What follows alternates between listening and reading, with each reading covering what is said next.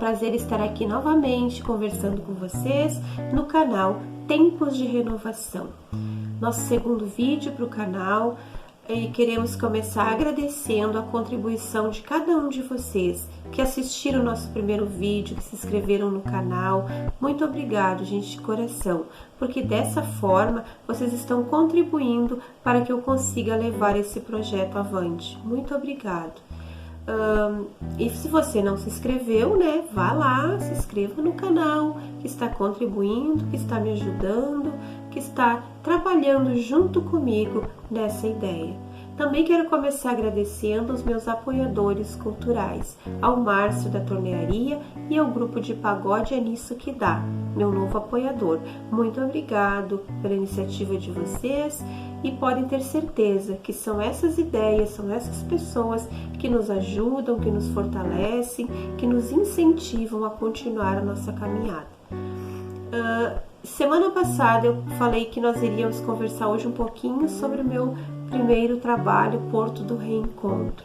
Então, eu quero, para fazer essa apresentação melhor desse trabalho, eu vou trazer para vocês uma palestra que eu fiz na Escola Normal, na Escola Gumercindo da Fontoura, sob o convite da professora Rita de Cássia, que me convidou para ir falar sobre o meu trabalho e também vender meus exemplares na feira. Então, eu fiz uma palestra à tarde e outra à noite. Foi muito proveitoso, foi muito bom, foi uma troca, né, de conhecimentos, de experiências. Falei com alunos do ensino médio à noite e eu quero deixar para vocês essa palestra. Muito obrigada a vocês. E semana que vem estamos aqui mais uma vez para mais um vídeo, para mais uma conversa, para mais uma mensagem. Que fiquem todos com Deus, fiquem todos na luz e até semana que vem. Boa noite, então.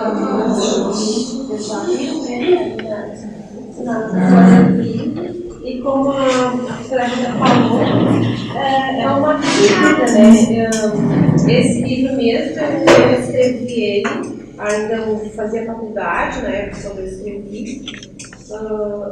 E ele ficou 10 anos guardado, assim, porque na época eu pesquisei umas editoras que pediam 4.000, 5.000, assim era o valor. Aí eu pensei que eu não teria esse retorno, né? Você nunca pensa assim, eu vou vender. Então eu pensei em fazer mais por fazer, por ter o meu livro, mas não achei que eu tivesse esse retorno todo, assim, né, que eu investi nele.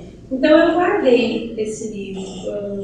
Eu tive, assim, eu falei isso na tarde, mas vocês não estavam, então eu vou repetir minha fala. Eu sempre gostei muito de estudar, de ler, né? Sempre fui muito leitora, lia, a minha infância inteira eu li. Eu morava para fora, lá não tinha internet, né? Talvez seja por isso. Então eu lia muito, desde o gibi, a romance, tudo que aparecia assim eu li. Eu sempre gostei. Depois, quando eu fiquei um tempo sem estudar, voltei a estudar um tempo depois, né? Já tinha casado, assim, separado, eu voltei a estudar. Então, eu sempre tive muita facilidade com as coisas da língua portuguesa, do inglês, eu gostava mais da área das linguagens, e fazia textos muito bons, assim, na escola. Então, sempre chamava atenção, eu escrevia muito, inventava umas histórias, assim, que as pessoas gostavam muito. Mas eu nunca pensei, assim, que um dia eu publicaria um livro. Assim, não tinha essa pretensão. Aí depois por necessidades, assim, por problemas, né, ao longo da minha caminhada, eu conheci a literatura espírita.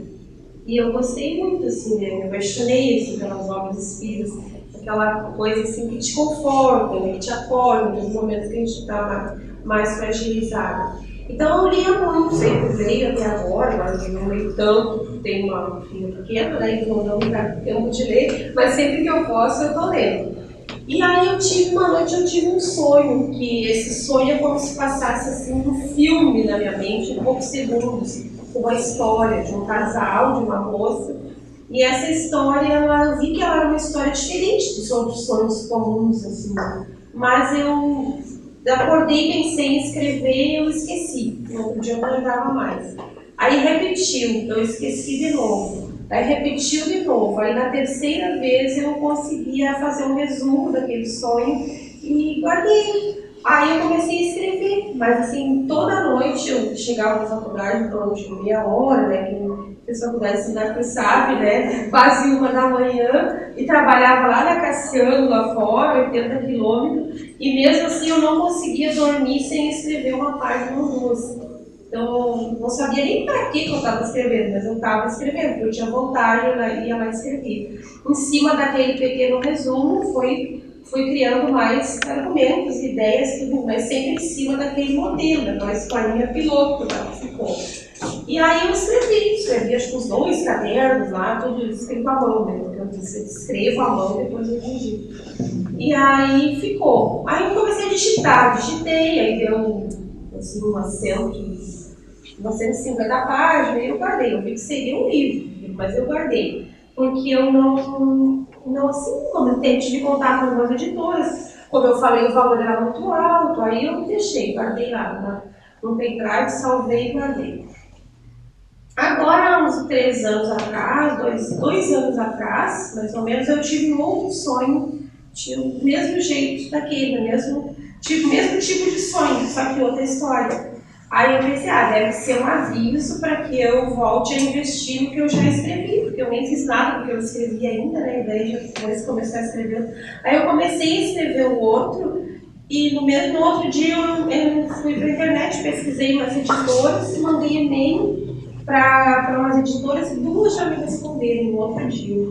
Aí essa editora Viseu, que é do Paraná, eles dizem que eles trabalham com iniciantes, com pessoas que estão começando, então eles não fazem um valor muito alto, eles fazem um valor mais assim, acessível, porque eles não obrigam a gente a pegar a obra, a gente pega se quiser. Então eles cobraram na época 1.400, né, para editar, mas se eu quis só para fazer todo o trabalho do livro. Mas se eu quisesse cópias, daí eu pegaria em torno de R$14,50 cada, mas não é obrigado a pegar. É que as outras editoras eles obrigam a pegar, né, um tanto de exemplar, e eles não. Aí eu achei que dava para fazer, fiz o livro, editei, aí eu fiz o lançamento, ali na Casa Espírita, no Feira Pratos, onde eu trabalho. Aí vendi bastante no lançamento mesmo, acho que eu vendi em torno de 50 livros.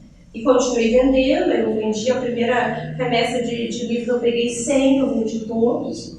Aí tirei aquele valor, né, que eu gastei, que eu investi. Aí depois eu pedi mais 100, daí eu já vendi quase todos. E guardei alguns lá para quando tiver uma feira do livro, alguma coisa assim, eu colocar, né? Porque o transporte é caro que a gente paga o frete, né? Porque quando é do Paraná, eles cobram um valor alto de frete também.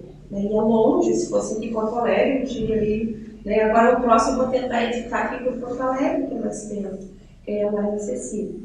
Mas, então esse livro ele tem uma história, digamos assim, é uma história, é um romance, né, porque conta uma história de uma moça, a personagem principal, não vou contar a história para vocês comprar o livro. Então, a personagem principal, né, que é a Joana, essa moça, esse sonho que eu tive, eu visualizei ela sentada num porto, que seria o porto do Guaíba, né, por isso porto do Rio Povo, e ela estava sentada, só que no meu sonho ela estava sentada, e na capa eles colocaram uma imagem de pé, mas aí a imagem era essa, ela estava sentada naquele negocinho ali, cais, que a gente chama, né? E aí ela olhando um barco que se aproximava. Naquele barco estava vindo uma pessoa com a qual ela tinha os karmas de outra vida, e daí desenrolou toda a história a partir dali, todo o enredo começou a partir dali, daquela pessoa que estava vindo naquele navio. E aí, depois, né, só para dar ideia porque o porto, o filho dela também, né, teve todo um processo de karma, aquela pessoa lá não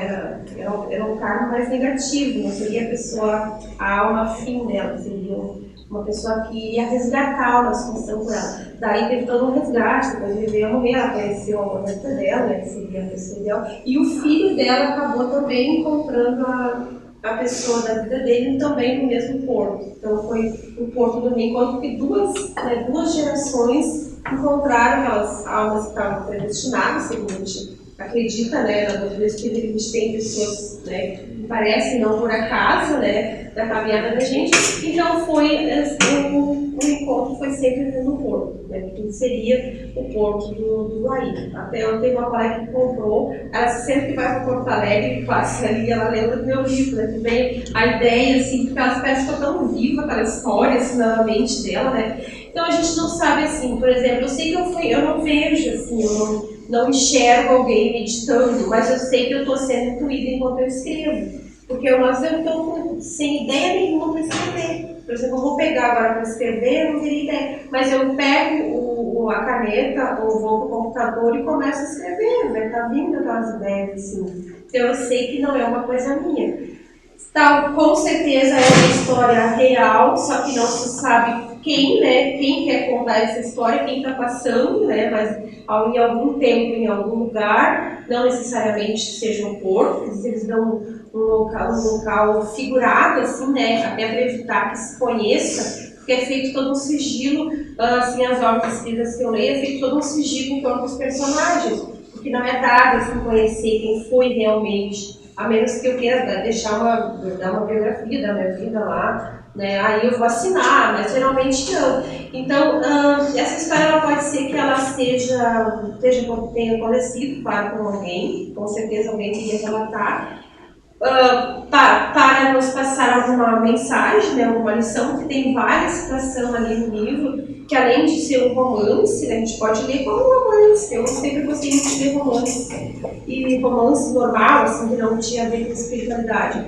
Mas além de ser um romance, né, ao longo do livro vai tratando de situações, né, das mais variadas que a gente passa, das mais diversas situações que a gente vive. Desde a adolescência, que a personagem principal ainda era uma adolescente, então ela viveu outras problemáticas de adolescente, de rebeldia, de briga com os pais, de coisa e tal. A situação que a gente, né, vivencia, né, com os nossos jovens, aquela coisa de escolhas erradas, né, que mata a mãe, o pai, achar que não sabe, que ele sabe. Todas essas situações são contadas ali através desse relato. Então é uma história que vai trazendo, depois traz outras situações, né? Tudo que nos mostra, assim, por exemplo, que tudo que a gente faz, a gente recebe mais tarde, né? Aquela coisa da ação e reação. Tudo que a gente planta, como diz o ditado, a gente colhe, né? Então, se eu fiz uma determinada, eu me equivoquei em uma situação, eu cometi algum erro,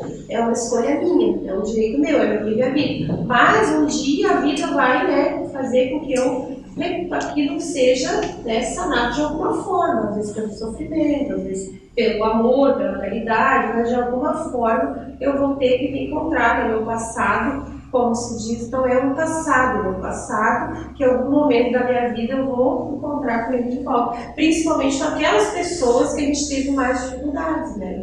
Onde a gente tem mais dodóis, né, de convivência, de relacionamento, de problemas, é dentro da nossa família, né? É ali que a gente encontra aquelas pessoas que às vezes parece que não tem nada a ver com a gente, né? E outras vezes é o contrário, né? Tem tudo a ver, rola aquela afinidade, aquela coisa. E às vezes uma pessoa que nem é um familiar, né? A gente tem aquela simpatia, aquela afinidade, né? A gente não sabe de onde que vem, né? Que não pode ser dessa vida. Porque às vezes nessa vida não, né, não fiz nada de bom para aquela pessoa e aquela pessoa, né, está sempre do meu lado, me ajuda, meu pai me entende. Parece que num simples olhar compreende a gente, né? Às vezes eu penso, eu estou com um problema, eu estou com aquela pessoa me liga. Né? Então existe essa coisa que a gente não vê, mas que a gente sabe que existe, né? Que é uma coisa, uma energia que está ali no ar e que a gente, o pensamento, como se diz, ele é a nossa forma de comunicação através da energia. O pensamento ele gera uma energia, por isso que a gente diz que a gente é responsável pelos nossos pensamentos, não só pelas nossas palavras. Eu posso não estar falando, mas se eu estiver pensando, eu estou espalhando uma energia no ar. E essa energia vai se materializar em algum lugar e um dia ela vai retornar. Então, a nossa responsabilidade, né, enquanto viajantes desse planeta Terra, viajantes do planeta Terra, com as coisas que a gente não só faz, com as coisas que a gente pensa, né? Porque às vezes a gente atrai situação para a vida da gente pela nossa própria vigilância. Né? E às vezes a gente culpa o vizinho, o pai, a mãe, o irmão, mas pode ter certeza que tudo que acontece está dentro de um contexto maior, né? Que é o que as literaturas espíritas procuram nos passar. Né? Tanto coisas agradáveis quanto coisas desagradáveis. Mas uma coisa, a mensagem principal, principalmente que eu tenho, que eu acho que tem livro, é que assim, todo aquele que persevera, digamos, que tem um apoio. O que está acontecendo hoje? As pessoas estão muito materialistas, né? Os nossos jovens, assim, eles têm necessidade de alguma coisa, por isso que eles estão nessa loucura toda de drogas, de coisa, porque eles têm necessidade de uma coisa maior, mas eles não estão sabendo aonde buscar. Né? E essa coisa que a gente precisa é a espiritualidade, né? É uma ligação, um elo com uma coisa além desse planetinha aqui, né? Se a gente imagine, quantos, né, como disse Jesus, há muitas moradas na casa do meu Pai. Então existe moradas, eles estágios de evolução em outros planetas, em outros orbes, não é só na Terra. Então não é por acaso, né, que a gente está aqui hoje, não é por acaso que a gente está vivendo uma situação, né, e sempre a gente vai estar, por exemplo, eu estou aqui hoje reencarnada com uma missão, me comprometi com uma missão. A principal missão é eu me melhorar como ser humano. Não é eu fundar um asilo, abrir uma creche muitas vezes. A principal missão começa dentro da gente, né? Aquela reforma, aquela coisa que eu tenho que me conhecer como ser humano e procurar me mudar. Né? E todas aquelas pessoas que aparecem na vida da gente, que muitas vezes parece que são só para atrapalhar, né? Lá, mexer com a nossa paciência, são essas que nos ajudam a repensar, né? A buscar estratégias para que a gente se torne uma pessoa melhor. Né? E às vezes a gente se prende nessa situação porque a gente, né, ainda tem muito materializado, a gente pensa só no hoje, no aqui e agora. Né? E os jovens, como eu estava falando, eles já estão vindo de outros olhos, com muita inteligência, digamos assim, uma intelectualidade no sentido tecnológico muito avançada, né? São seres bem avançados, tanto que eles pegam um celular, um computador, uma coisa, eles fazem coisas, né, maravilhosas. Mas esse lado assim, deles, o interior deles, né, o humano, o eu, ainda está precisando, né, de alguma coisa mais, de um alimento maior, né, de uma espiritualidade. Então, na verdade, todas essas problemáticas que a gente está vendo é falta de uma ligação, de uma conscientização. O que eu faço aqui hoje? Eu vim só para aproveitar, para balada, para zoar, para fazer? Não, eu tenho um compromisso, uma missão maior. Né? E é isso que a gente tem procurado passar. Inclusive, lá no Centro Espírita, eles, né, até fazem palestras nas escolas, né? Não no sentido de doutrinar, a religião não importa, a religião é o que menos importa, é o rótulo da religião. O que importa é despertar as pessoas, né, a consciência de que a gente precisa, né, aproveitar o nosso tempo aqui, para deixar uma semente boa, para espalhar uma coisa boa. E que essas coisas assim que, por exemplo, eu quero muito ser feliz, né? Os jovens eles querem muito ser felizes na hora, né? A felicidade não pode esperar. Então, quando essa felicidade não vem de uma forma, eles buscam de outra, né? Tô com um problema, briguei com a namorada, tô com um problema na família, eu vou pra droga, eu vou pro álcool, eu vou pra... E eles estão, digamos assim, comprometendo, né, toda uma existência. Porque segundo, né, agora eu vou só tem adulto, que a gente vai entrar num campo mais que para alguns talvez não entendessem, mas na idade, porque nas durezas aqui todo mundo já tem esse entendimento de que seria o nosso planeta, como ele está em evolução, né, a Terra está em evolução, está em transição. O que é uma transição? É passar de um período para o outro. Mas não está bom ainda, né?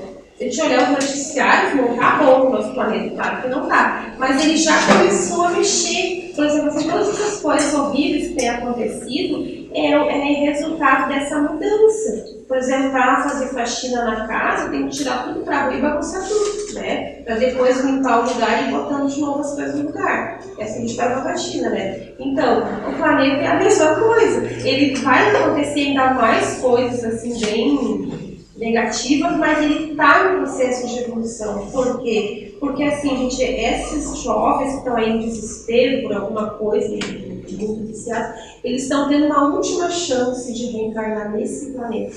A próxima lembrar, aqueles que ainda se ligar com droga, com matança, com coisa assim, com morte, com coisa assim, eles não vão mais voltar aqui, eles vão reencarnar em outro planetinha lá primitivo, onde exista nada de tecnologia, por exemplo, quem está acostumado aí no WhatsApp, né?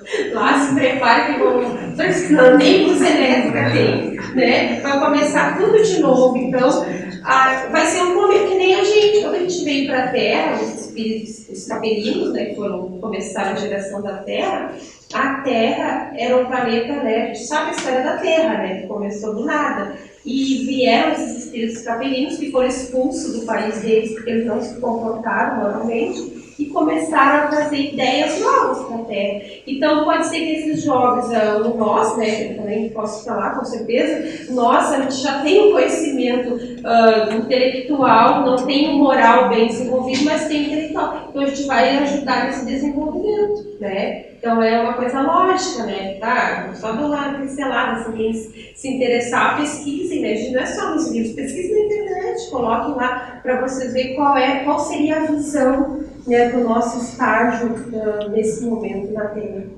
Seria um estágio de mudanças, né? Embora aí não é só coisa de espiritismo, eu estou falando pelo nosso espírito, mas ontem eu ouvia sobre o Tagore, que ele já é o 20º, 30º livro que ele publica, e aí falando sobre o livro, ele está exatamente falando desse momento de transformação. Então ele colocou assim, ó, que as pessoas têm que se conscientizar da importância de ajudar, porque a nossa Terra está em transformação. Isso o padre falando, né? Então não é uma coisa de espiritismo. Ele disse assim que a gente tem que trazer essas mudanças, que a gente tem essa missão, né? De trazer, de se conscientizar que a gente precisa mudar, precisa ajudar os nossos jovens, né? A gente tem que ajudar eles, porque eles estão com muito sofrimento, assim, né? Porque eu já vi de idade, o Evangelho diz assim, que Jesus dá de graça, que de graça recebeste. Então o Evangelho diz que a mediunidade ela não nos pertence, ela é um dom que vem de Deus. Então eu tenho que usar isso para ajudar os outros.